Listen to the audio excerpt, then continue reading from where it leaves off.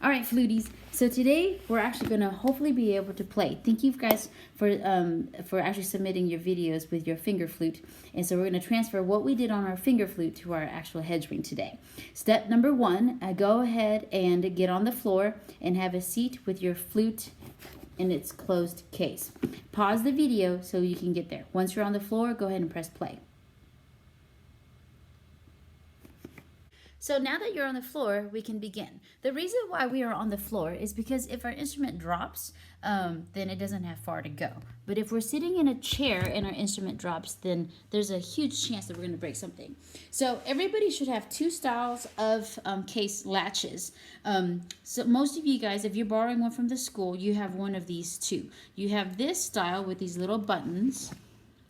Okay, or you can have this style with these latches. This is my saxophone case, which I'll show you guys how to do it correctly. But let's go ahead and watch first, and then we will do. So if you have this style of case, it's really simple. All you do is grab the two buttons here, and then you pull them outwards towards the outside. So this one goes that way, and this one goes that way. So lay it on the floor, right? And then you're going to move them across from you or away from each other, and then the case should open up like that. Okay, go ahead and make this face you while you do it so it's a little bit easier.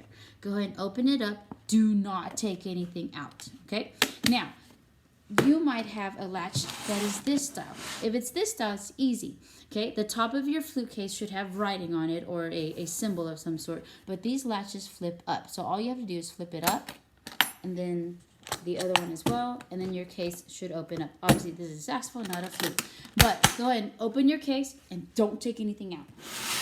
Okay, the only thing we're going to need for this video today is going to be our head joint. So with your case open, go ahead and grab your head joint. Everybody say, ooh, ah, very cool. So you're going to grab your head joint, and then you're going to lay that on the ground next to you and close your case. Put your flute in a safe place.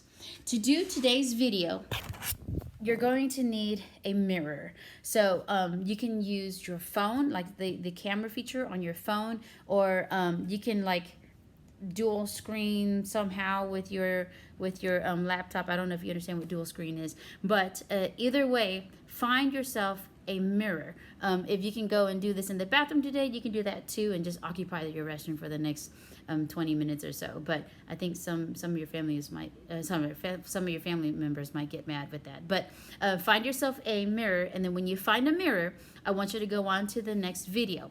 Now, the lady in the next video is actually a dear friend of mine. Her name is Miss Lauren Sofka, and she taught flute lessons here, private lessons here, for a couple years. And some of her students are the best flute students I've ever taught. But sadly, she moved to Vegas, and then after she moved to Las Vegas, she started a YouTube channel on learning how to play the flute. And so I do a pretty good job of teaching the flute, but everything that I learned, I took from her. And so I'm going to go ahead and let her explain to you guys how to make your very first flute sounds.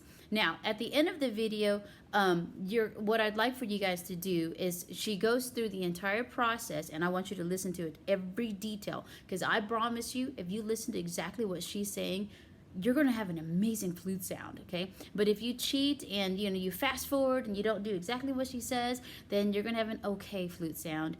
And if you don't watch this video at all, then you're going to make a very bad flute sound. So let's see if we can all get an amazing flute sound, okay? She plays at the very end. She shows you how to do it. And if you need to go ahead and rewind and rewatch, that's what I would do. If we were sitting in a classroom, I would make you do it like probably 20 times today. So rewind and review and make sure you're doing it exactly the way she's saying, okay? Every detail counts. All right, good luck.